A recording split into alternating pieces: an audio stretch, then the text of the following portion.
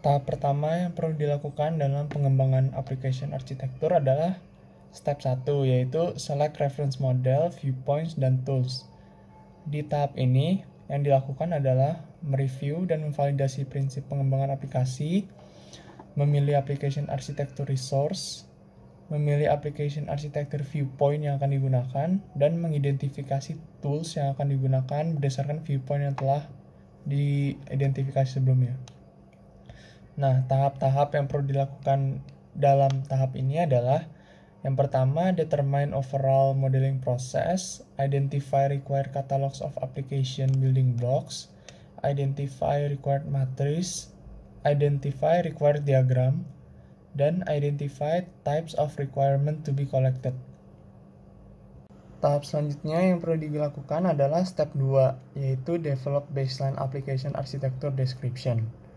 Di tahap ini, yang dilakukan adalah mengidentifikasi deskripsi dari arsitektur aplikasi yang sudah ada sejauh yang diperlukan untuk mendukung target arsitektur. Selain itu, juga dilakukan identifikasi dari application architecture building blocks yang akan digunakan dalam proses arsitektur. Tahap selanjutnya yaitu step 3, yaitu develop target application architecture description. Dalam tahap ini, yang dilakukan adalah menentukan target aplikasi yang akan dituju dengan cara mengidentifikasi deskripsi dari arsitektur aplikasi tersebut untuk mendukung arsitektur vision, bisnis arsitektur, dan data arsitektur yang sudah ada di tahap-tahap sebelumnya. Selain itu juga mengidentifikasi arsitektur building blocks yang akan digunakan dalam proses arsitektur aplikasi. Nah, sekarang kita masuk ke step 4 nih, yaitu melakukan gap analysis. Nah, di melakukan gap analysis ini kita tuh buat memverifikasi model arsitektur, buat konsistensinya sama akurasinya. Nah, gimana caranya? Nah, di sini ada 4 langkah nih. Yang pertama, kita harus melakukan analisis trade-off untuk menyelesaikan konflik kalau ada ya. Terus 2, kita memvalidasi model. Model ini harus mendukung prinsipal, objektif, sama constraint yang ada. Nah, terus ketiga, kita catat nih perubahan dari viewpoint yang direpresentasiin dari model yang ada di repository itu. Terus yang keempat, kita tes baru model arsitekturnya buat apakah udah lengkap requirement-nya gitu. Nah, dari sini baru kita masuk ke step 5. Step 5 itu kita harus mendefinisikan kandidat dari komponen roadmap-nya. Nah, di sini setelah kita ada baseline arsitektur target sama analisis gap tadi, kita butuh roadmap nih buat memprioritasin kegiatan selama fase-fase selanjutnya. Nah, roadmap arsitektur ini dipakai buat dasarnya atau bahan bakunya yang mendukung definisi rincinya dari roadmap detailnya yang dikonsolidasi di fase opportunity and solution gitu. Sekarang saya akan menjelaskan tahap ke-6 dalam pembuatan aplikasi arsitektur menurut TOGAF. Nah, jadi tahap ke-6 itu adalah resolve impact across architecture landscape. Artinya itu apa? Jadi sekarang tuh kita melihat artefak-artefak di arsitektur landscape ini bagaimana impact-nya secara lebih cakupan lebih besar, yaitu ke perusahaan itu sendiri. Nah, bagaimana cara kita melihat impact-nya itu adalah dengan pertanyaan-pertanyaan sebagai berikut. Yang pertama itu adalah apakah aplikasi arsitektur ini berdampak dengan arsitektur yang sudah ada di perusahaan. Lalu yang kedua, apakah jika ada perubahan di perusahaan itu akan berdampak pada aplikasi arsitektur ini. Lalu yang ketiga, apakah ada peluang untuk memanfaatkan aplikasi arsitektur ini di divisi lain di perusahaan. Lalu yang keempat, apakah aplikasi arsitektur ini mempengaruhi proyek yang sudah ada di perusahaan, baik yang sedang berjalan ataupun yang mau direncanakan. Dan yang terakhir itu adalah apakah application arsitektur ini terpengaruh dari proyek yang sedang berjalan ataupun akan direncanakan di suatu perusahaan. Nah, setelah kita menjawab semua pertanyaan itu, kita bisa mengerti bagaimana impact dari artefak-artefak di arsitektur landscape tersebut kepada perusahaan kita.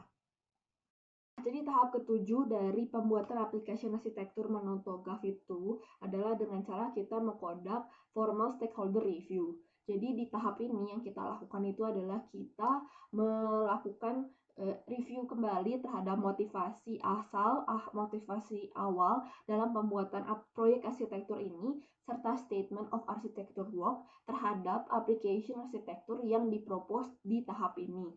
Lalu yang kedua yang kita lakukan itu adalah dengan cara melakukan impact analysis terhadap aplikasi arsitektur ini, sehingga kita bisa tahu perubahan-perubahan terhadap data ataupun bisnis arsitektur untuk menanggapi implementasi application arsitektur ini.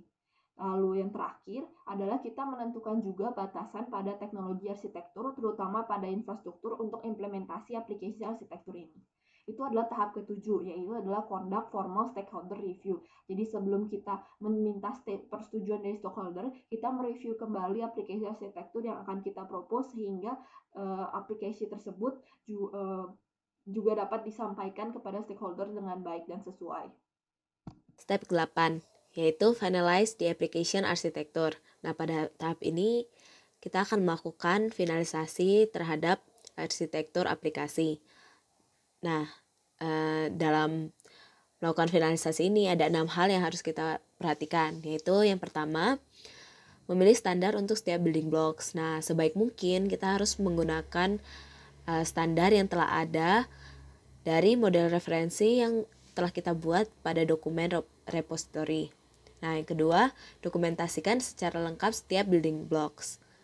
Terus yang ketiga, melakukan pemeriksaan terakhir pada keseluruhan arsitektur terhadap business requirement.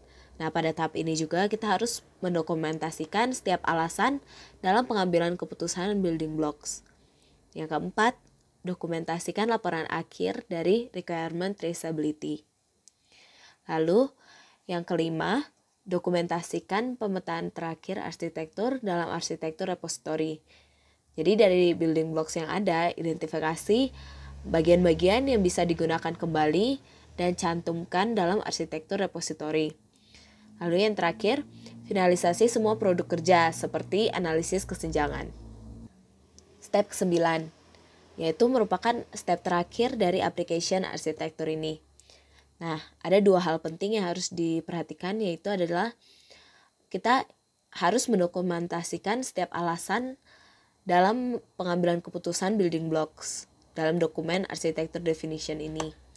Dan yang kedua, kita harus mempersiapkan bagian application arsitektur dari dokumen arsitektur definition. Nah, jika memungkinkan dan sesuai, gunakan laporan atau grafik yang kita buat menggunakan tools yang ada untuk mendemonstrasikan key views dari arsitektur. Terus kita bisa merutekan dokumen untuk ditinjau oleh stakeholder dan menerima feedback dari mereka.